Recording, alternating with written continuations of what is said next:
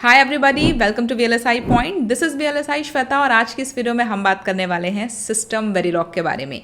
So yes guys, now the wait is over. पिछले कई time से आप लोगों की रिक्वेस्ट आ रही थी to start the system Verilog course, but because of my busy schedule I was not able to plan that system Verilog part, but finally I am here with the complete system Verilog course. Verilog की ही तरह system Verilog के course को भी हमने Hindi and English दो अलग अलग प्लेलिस्ट में डिवाइड किया है। सो आप अपने कन्वीनियंस के अकॉर्डिंग किसी भी एक प्लेलिस्ट को चूज कर सकते हैं। दोनों ही प्लेलिस्ट में कंटेंट एग्जैक्टली सेम रहने वाला है, डिफरेंस होगा तो सिर्फ लैंग्वेज का।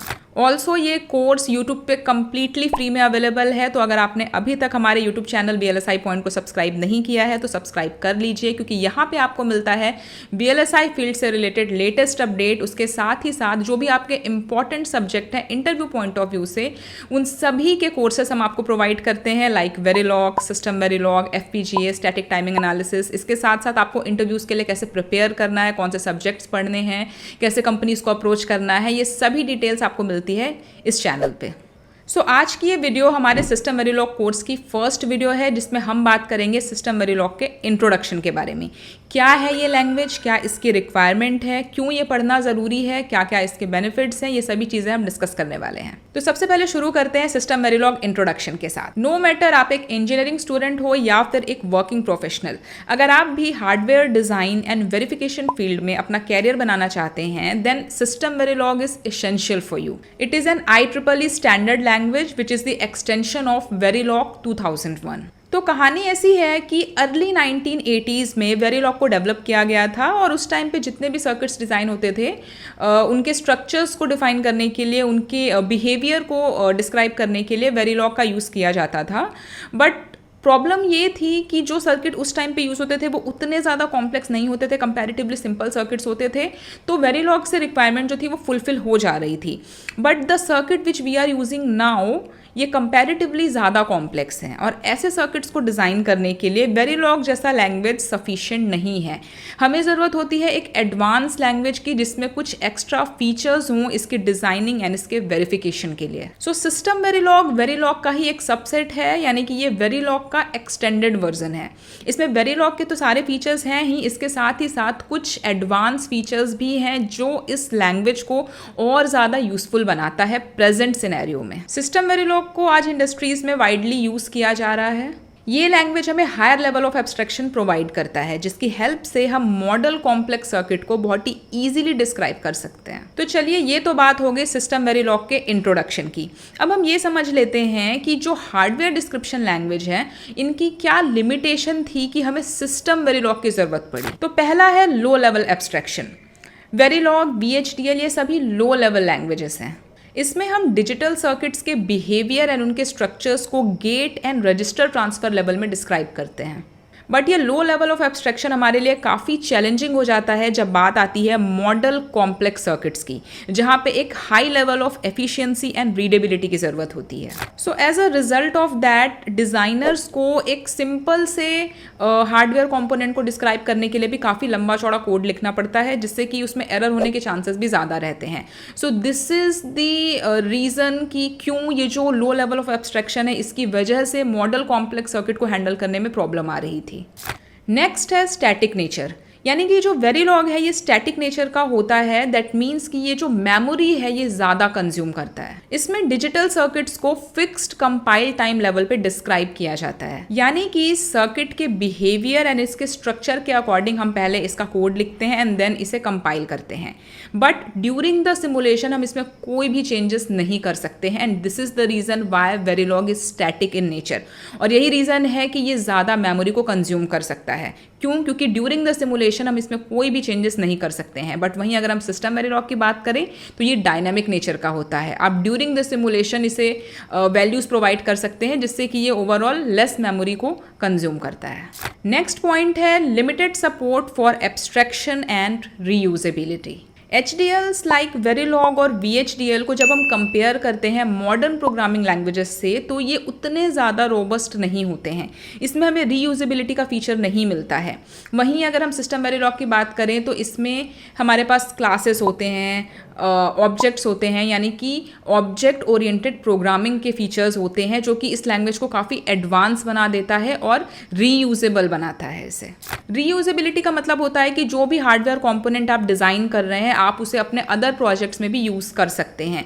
आप उन्हें क्लासेस के थ्रू बना सकते हैं। साथ ही साथ अगर आप ऊप्स के कंसेप्ट को देखोगे तो इसमें पॉलीमॉर्फिज्म, इनहेरिटेंस, ये सभी कंसेप्ट होते हैं, जो कि बहुत ही सिंपल कर देता है हमारे ओवरऑल टास्क को एंड इसकी रीयूजेबिलिटी को। So next is randomization. अब HDLs लाइक वेरिलॉग हमें रैंडमाइजेशन का फीचर प्रोवाइड नहीं करता है। एक बेसिक से कंसेप्ट को समझते हैं कि जब भी हमें किसी सर्किट को डिज़ाइन करना होता है तो सबसे पहले हम उसका कोड लिखते हैं। कोड लिखने के बाद जो है हम उसका टेस्ट बेंच लिखते हैं और टेस्ट बेंच के थ्रू हम कुछ सेट ऑफ इनपुट्स प्रोवाइड करके ये चेक करते हैं कि हमने जो सर्किट डिज़ाइन किया है, जो कोड हमने लिखा है, वो प्रॉपरली वर्क कर रहा है कि नहीं कर रहा है। और जो भी आउटपुट हमें मिलता है उसके बेसिस पे हमें चेक करते हैं कि हमें एक्सपेक्टेड परफॉर्मेंस मिल रही है कि नहीं। तो इन केस ऑफ वेरिलॉग जब भी हम टेस्ट बेंच की बात करते हैं तो वहाँ पे जो भी वैल्यूज़ आप प्रोवाइड करते हैं वो एक नॉर्मल वैल्यूज़ आप देते हैं। रैंडमाइजेशन का कोई कंसेप्ट नहीं होता है। वहीं पे सिस्टम वेरिलॉग के केस में रैंडम टेस्ट केसेस आप प्रोवाइड कर सकते हैं।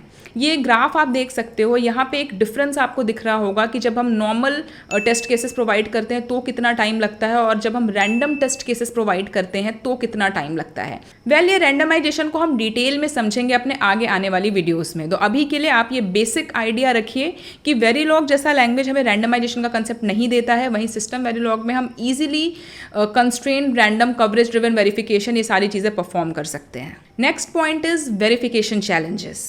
किसी भी हार्डवेयर डिज़ाइन का एक बहुत ही क्रिटिकल एस्पेक्ट होता है उसकी करेक्टनेस को वेरीफाई करना, ये चेक करना कि सर्किट प्रॉपरली वर्क कर रहा है कि नहीं, और इसीलिए वेरिफिकेशन का जो टास्क है ये परफॉर्म किया जाता है। ट्रेडिशनल HDLs वेरिफिकेशन के लिए बहुत ही लिमिटेड फीचर्स प्रोवाइड करते हैं, जिसकी वजह से ये जो पूरा प्रोसेस होता है वेरिफिकेशन का, ये बहुत ज़्यादा टाइम कंज्यूमिंग हो जाता है। साथ ही साथ ये सारे कॉर्नर केसेस को भी कवर नहीं कर पाता है।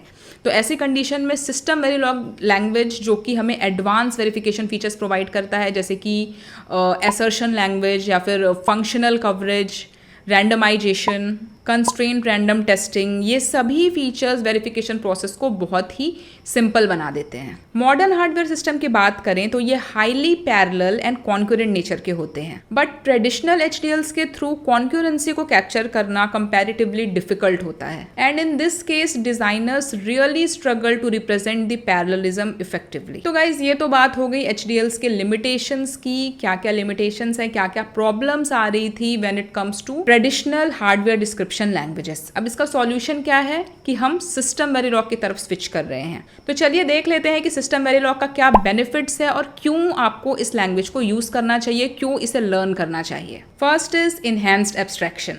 सो system Verilog higher level abstraction provide करता है, जिसमें क्लासेस एंड ऑब्जेक्ट्स जैसे फीचर्स हैं। इनका यूज़ करके हम मॉडल कॉम्प्लेक्स हार्डवेयर्स को बहुत ही ईजिली डिस्क्राइब कर सकते हैं। ये फीचर्स हमें higher level of organization and encapsulation provide करते हैं। ये enhanced abstraction system Verilog code को और भी ज़्यादा रीडेबल, इफिशिएंट एंड मेंटेनेबल बनाता है। इसकी हेल्प से डिज़ाइनर्स बहुत ही ईजिली रीयूजेबल कंपोनेंट्स को क्रिएट कर सकते हैं। सो ये development time and potential errors दोनों को ही रिड्यूस करता है। जब आप वेरिलॉग एंड सिस्टम वेरिलॉग में लिखे हुए कोड को कंपेयर करेंगे तो आप खुद एक डिफरेंस फील कर पाएंगे। सिस्टम वेरिलॉग में लिखा हुआ जो कोड होगा वो कंपैरेटिवली ज़्यादा स्ट्रक्चर्ड होगा। नेक्स्ट है रोबस्ट वेरिफिकेशन कैपेबिलिटीज़।